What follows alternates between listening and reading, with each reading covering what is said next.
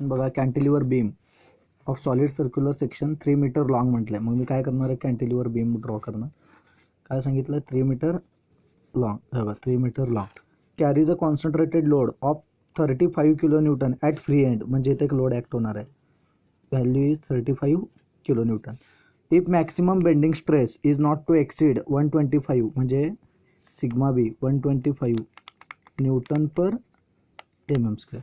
Determine diameter म्हणजे D काढायचं. कसं सॉल्व करायचं बघा. दिलेलं सेक्शन कसं आहे, सर्क्युलर आहे. जर कॅन्टिलिव्हर असेल तर आम्ही काय सांगितलं होतं, इथं खाली जे असणार आहे ते तुमचं असतं सिग्मा सी आणि अपवर्ड पार्ट काय असतं सिग्मा टी. तर आपण काय करणार, M upon I is equals to sigma B upon Y हा फॉर्म्युला. जर तुम्हाला जर डायमीटर वगैरे जर कॅल्क्युलेट करायचं असेल तर कसं सॉल्व करायचं बघा. इक्वेशन नंबर 1 म्हणायचं, for simply support for cantilever with point load, cantilever with point load M is equals to formula येतो W L. Therefore M is equals to W म्हणजे किती आहे, 35 इंटू 3 105 किलो न्यूटन मीटर. म्हणजेच काय असतं, M is equals to 105 into 10⁶ newton M M येतं. हे value of M आलं. नेक्स्ट स्टेप, आयचा फॉर्म्युला काय येतं, I is equals to π/64 d⁴ येतं. And Y is equals to काय येतं, d/2. हे सगळे व्हॅल्यू इथं पुटअप करायचं. म्हणजेच कसं आलं बघा, पुट इन इक्वेशन नंबर 1. एम म्हणजे किती आहे, 105 इंटू 10⁶. इथं बघा π/64 d⁴. सिग्मा बी 125 आणि इथं वाय म्हणजे काय असतं, डीच्या निम्मा. आता डिवाइड/64 वर जात आहे आणि इथं डिवाइड/2 पण वर जात आहे. म्हणजेच कसं झालं बघा, 105 into 10⁶ into 64 upon pi d⁴ येतं इज इक्वल्स टू. हे जर 2 वर गेलं तर 125 इंटू 2 अपॉन डी होतं. हे d⁴ इकडं जातं, हे टर्म इकडं आलं की 105 into 10⁶ into 64 upon 250 is into pi. बघा हे पाय आहे तसंच. हे d⁴ वर गेले की d⁴ अपॉन डी केलं की d³ राहते. Complete term is equals to d³. म्हणजे आन्सर येतं आहे 105 into 10⁶ into 64 upon 250 pi upon 250 पाय. हे आन्सर आलं 8.55 इंटू 10⁶. 8.55 इंटू 10⁶. ह्याचं जर क्यूब रूट काढलो, क्यूब रूट कसं काढायचं बघा, शिफ्ट दाबायचं, हे रूटचं बटन दाबलं का क्यूब रूट येतं, म्हणजे 204 आलं. D is equals to 204.53 mm आलं. हे झालं आपलं डायमीटर. नेक्स्ट प्रॉब्लेम बघा. नेक्स्ट क्वेश्चन बघा, find diameter of circular cross section of beam. म्हणजे इथं पण काय करायचं, तुम्हाला डायमीटरच काढायचं आहे. सर्क्युलर क्रॉस सेक्शन आहे, याचं एवढं डायमीटर जर डी असेल तर काय करायचं बघा, असं लक्षात ठेवायचं. Carry circular section of beam span 4 metre, carry load of 45 kilo newton at centre म्हटलं आहे. इथं मेन्शन केलेलं नाही आहे. मेन्शन केलं नसेल तर सिम्पली सपोर्ट घ्यायचं. लोड ऑफ किती आहे, 45 kilo newton at centre, span किती आहे 4 मीटर आहे. परत काय सांगितलं, permissible bending stress sigma B is equals to 9 newton per mm². पहिल्यांदा काय करणार, as M is equals to formula येतं WL/4 म्हणजे 45 इंटू 4/4 म्हणजे आन्सर येतं 45 kilo newton metre. Next step, M is equals to 45 into 10⁶ newton mm आलं बघा. हे काय करायचं, as we know that M upon I is equals to sigma B upon Y हा फॉर्म्युला आहे. तर आपण काय करणार बघा, M upon I is equals to sigma B upon Y हा फॉर्म्युला आहे. एमचा आन्सर किती आला, 45 इंटू 10⁶. आय म्हणजे काय येतं, π/64 d⁴. सिग्मा बी 9 आहे आणि वाय म्हणजे काय येतं d/2. हे डिवाइड/64 वर गेले की 64 इंटू 45 इंटू 10⁶ अपॉन पाय राहते आणि d⁴. हे जर 2 वर गेलं का 9 आहे अगोदरच, 9 इंटू 2/d. हे इकडं आल्यानंतर असं आलं 64 into 45 into 10⁶ upon pi into 18. हे 18 इथे येते, हे d⁴ वर जातं अपॉन डी, म्हणजेच इथं काय राहतं डी क्यूब. मग आपण बघा कसं सोडवणार आता. 64 × 45 × 10⁶ डिवाइड बाय 18 पाय. तर आन्सर येते 50.92 × 10⁻³ येते. त्याचा क्यूब रूट जर काढलो आपण तर आन्सर येणार 370 mm, 370.67 mm आला आन्सर. बघा हे झालं आन्सर 370.67. नेक्स्ट क्वेश्चन काय. Cantilever beam of rectangular cross section support UDL of 5 kN/मीटर. बघा कॅन्टिलिव्हर बीम आहे, काय सांगितलं. Cantilever beam support UDL of 5 kN/मीटर. If span of beam is 3 metre, म्हणजे 3 मीटरचं स्पॅन आहे. परत काय सांगितलं. If maximum bending stress is 100 Nm/mm². काय सांगितलं. Maximum bending stress sigma B is equals to 100 Nm/mm². The depth of beam is 1.5 times width of beam. आता हे रेक्टँग्युलर आहे बघा, इथं सांगितलं आहे डेप्थ म्हणजे काय. डी इज काय सांगितलं 1.5 टाइम्स विड्थ ऑफ बीम म्हटलं, म्हणजे डेप्थ इज इक्वल्स टू, म्हणजे आन्सर असं आलं डेप्थ इक्वल टू 1.5 विड्थ. हे असं मिनिंग झालं त्याचं. डी इक्वल टू 1.5 बी. कसं सॉल्व करायचं बघा. Now for cantilever with UDL, for cantilever with UDL formula काय आहे. M is equals to WL²/2 येत आहे, म्हणजे 5 × 3²/2 म्हणजे 5 × 9/2 22.5. आन्सर येतं kN/मीटर येते. मग आपण काय करणार. एम इज इक्वल्स टू 22.5 ×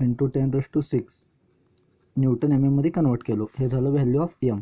इथून आपण एम काढलो. एम काढल्यानंतर पुढचं स्टेप काय. As M/I is equals to sigma B/Y. बघा लक्ष द्या. एम किती आहे 22.5 × 10⁶. आयचं फॉर्म्युला इथं काय येतं BD³/12 येतं. सिग्मा बी म्हणजे किती दिले प्रॉब्लेममध्ये 100 दिले, आणि वाय म्हणजे काय येतं D/2 येतं. वायची व्हॅल्यू काय येते D/2 येते. D/2. तर आपण काय करणार. 12 वर गेलं तर 12 × 22.5 × 10⁶ अपॉन काय राहतं BD³. आणि इथं काय राहतं 100 × 2/D राहतं. हे 200, हे जे 200 इकडे आलं की डिवाइड बाय, म्हणजे 12 × 22.5 × 10⁶ upon 200 is equals to BD³/D राहतं. एक डी कॅन्सल झालं की BD².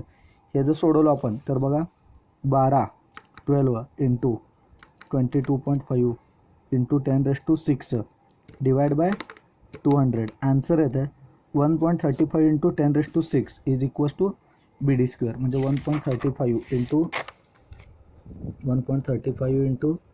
10⁶ is equals to BD² आलं.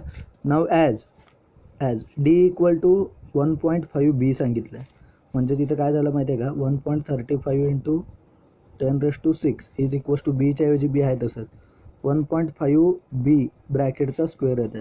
1.5चा स्क्वेअर 2.25 B² इंटू अजून एक बी, म्हणजेच कसं आलं 2.25 B³ येतं. इकडं आलं 1.35 × 10⁶, म्हणजे 1.35 × 10⁶ upon 2.25 is equals to B³ आला. म्हणजे आन्सर येतं अपॉन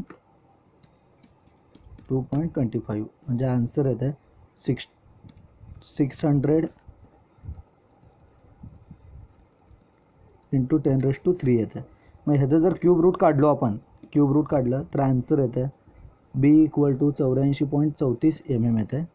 आणि डेप्थ इज इक्वल्स टू, क्वेश्चनमध्ये काय सांगितलं D इक्वल टू 1.5 B, म्हणजे आलेल्या उत्तराला 1.5 ने मल्टिप्लाय केलं की 126.51 mm आलं. बघा आन्सर, हे झालं आन्सर. परत पुढं काय सांगितलं. A simply supported beam is subjected to UDL of 20 kN/मीटर ओव्हर एंटायर स्पॅन म्हटलं. मग आपण काय करणार. एक simply supported beam span of beam 5 metre, इथं लास्टला दिलं बघा 5 मीटर म्हणून, आणि काय सांगितलं 20 kN/मीटर म्हटलं entire span. Maximum allowable bending stress sigma B 50 Nm². Fine dimension D equal to 2B दिलं. मग आपण काय करणार. As M is equals to WL²/8 येतं. W किती आहे 20, 5चा स्क्वेअर बाय 8, 5चा स्क्वेअर 25, म्हणजे असं आलं हे 20 × 25 डिवाइड बाय 8, आन्सर येतं 62.5 किलो न्यूटन मीटर येतं. ह्यालाच काय करतो आपण 62.5 इंटू 10⁶ न्यूटन एम एममध्ये कन्वर्ट केलं. जर हे एम मिळालं तर नेक्स्ट काय करायचं, as M upon I is equals to sigma B upon Y करायचं. एमची जी व्हॅल्यू आहे किती आहे 62.5 इंटू 10⁶ अपॉन आयचा फॉर्म्युला काय बी डी क्यूब बाय 12. सिग्मा बी क्वेश्चनमध्ये किती मेन्शन केलं आहे, सिग्मा बी 50 दिलं आहे आणि वाय म्हणजे काय घ्यायचं डी/2. मग पुढचा पार्ट बघा, हे डिवाइड बाय 12 वर गेले की 12 इंटू 62.5 इंटू हे 10⁶ अपॉन काय राहतं B D cube is equals to 50 into 2 upon काय राहतं डी. हे इकडे गेले की 12 into 12 into 62.5 into 10⁶ upon 100 is equals to B D cube by D केलं. इथं बी डीचा स्क्वेअर राहतं. क्वेश्चनमध्ये काय केलं आहे डी इक्वल टू 2b दिलं बघा इथं. म्हणजेच हे कसं आलं माहिती आहे का, हे जर सॉल्व केलं आपण हे बघा 12 इंटू 62.5 इंटू 10⁶ डिवाइड बाय 100 जर केलं आन्सर येतं 7.5 into 10⁶ is equals to B D square राहतं. As D equal to 2b क्वेश्चनमध्ये दिलेलं आहे डी इक्वल टू 2b. तर आपण काय करणार 7.5 इंटू 10⁶ हे बीला बी आहे तसंच 2b ब्रॅकेटचा स्क्वेअर म्हणजे b इंटू 4b स्क्वेअर होत आहे. म्हणजेच कसं आलं हे 4b क्यूब. म्हणजे इथं काय येणार हे 7.5 into 10⁶ 7.5 into 10⁶ 7.5 into 10⁶ by 4 equal to B cube upon 4. हे एवढा आन्सर आला. ह्याला काय करायचं शिफ्ट दाबून हे क्यूब रूट. उत्तर आलं 123. म्हणजे बी इक्वल टू 123.31 mm येतं. And D equal to 2b म्हणजेच किती आलं हे 246.62 mm आलं. हे झालं आपलं आन्सर. बघा लक्ष द्या काय सांगितलं, calculate maximum bending stress induced in the steel wire of diameter म्हटलं 1 mm. म्हणजे देत असताना डी इक्वल टू 1 mm दिलं आहे. आणि परत काय केलं आहे if it is wound on a drum diameter दिलं आहे. डायमीटर ऑफ ड्रम म्हणजेच कॅपिटल डी म्हणायचं ते दिलं आहे 500 mm. कॅपिटल आर घ्यायचं 250 mm येतं त्याच्या निम्मं घ्यायचं. मग पुढं काय सांगितलं आहे E equal to 200 GPa 200 GPa म्हणजे 200 इंटू 10⁻³ न्यूटन पर mm². म्हणजे असं येतं as M upon I is equals to sigma B upon Y is equals to E upon R. इथं बघा देत असताना क्वेश्चनमध्ये काय सांगितलं कॅल्क्युलेट मॅक्सिमम बेंडिंग स्ट्रेस म्हणजे सिग्मा बी काढायचं. तर मी आता हे फॉर्म्युला वापरणार म्हणजेच sigma B upon Y equal to काय होतं ई अपॉन आर. मग आता इथं बघा sigma B is equals to E into Y upon R आलं इक्वेशन नंबर 1. आणि वाय म्हणजे स्मॉल d/2 घ्यायचं 1/2 केलं का 0.5 येतं.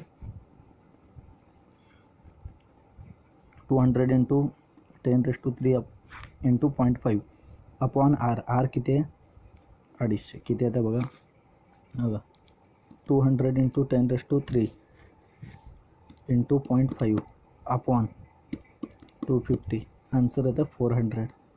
Sigma B is equals to 400 newton per mm² आला. पुढचा पार्ट बघा a steel strip 400 mm wide and 6 mm thick म्हटलं आहे. बी इक्वल टू ॲक्च्युली बघा बी इक्वल टू 40 mm दिलं आहे डी इक्वल टू 6 mm दिलं आहे. काय सांगितलं सब्जेक्टेड टू एंड कपल म्हणजे मोमेंट 20 Nm दिलं आहे. मग आपण काय करणार 20 इंटू 10⁻⁶ सॉरी हे न्यूटन मीटर आहे म्हणजे 10⁻³ करणार Newton mm. Find radius of curvature म्हणजे आर काढायचं आहे capital E 2 into 10⁻⁵ Newton per mm² झालं 2 इंटू 10⁻⁵ न्यूटन पर mm² एवढं कॅल्क्युलेशन आहे. मग आपण सॉल्व कसं करणार बघा लक्ष द्या as sigma B upon Y is equals to E upon R हा फॉर्म्युला. प्रॉब्लेममध्ये सिग्मा बी त्यांनी दिलं का बघायचं दिलेलं नाही आहे. मग नेक्स्ट स्टेप काय is equals to M upon I पण फॉर्म्युला आहे. एम दिलं आहे, आय काढू शकतो आपण, बी आणि डी दिलं आहे, ई अपॉन आर. आता हा फॉर्म्युला वापरणार, म्हणजे जे असं आलं M upon I is equals to E upon R. हे आर इकडे गेलं तर इकडे काय राहतं, ई बाय एम होतं, हे वरचं एम इकडे येतं अपॉन आय. हे पण आय इकडे गेलं तर आर इज इक्वल्स टू काय येतं, E upon M into I. याला म्हणायचं इक्वेशन नंबर 1. आता बघा ई किती दिलं आहे, 2 × 10⁵ आहे. एम किती आहे, 20 × 10⁵ आहे. राहिलं काय आय. आयचा फॉर्म्युला काय, I is equals to BD³/12. B किती आहे 40, डी किती आहे 6/3 40 × 6/3 आन्सर येतं 720. म्हणजे असं आलं हे 2 × 10⁵ इंटू 720 अपॉन एम. एम किती आहे 20 × 10⁵. म्हणजे असं आलं 2 × 10⁵ इंटू 720 डिवाइड बाय 20E3. म्हणजे आन्सर येतं 7200. हे झालं तुमचं रेडियस ऑफ कर्वेचर MM मध्ये संपलं. हे झालं फायनल आन्सर.